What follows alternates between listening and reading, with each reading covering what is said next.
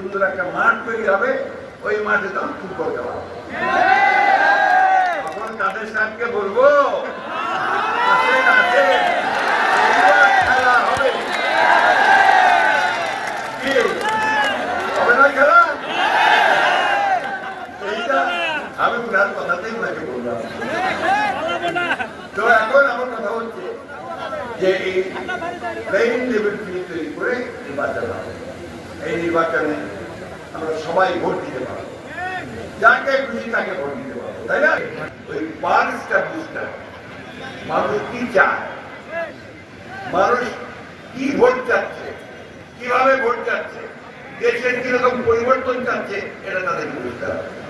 আর আরেকটা কথা আছে ভাই, ঘুষ, সর্বক্ষেত্রে ঘুষ, যেখানে যাবেন সেখানে ঘুষ।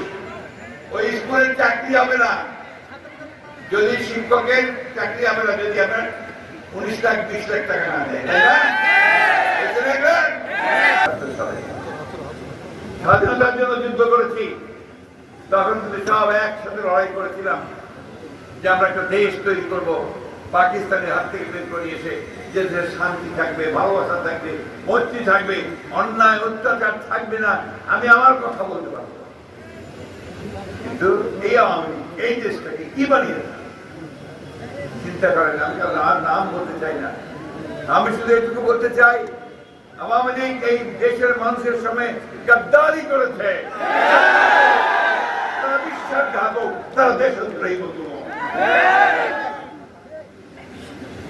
আজকে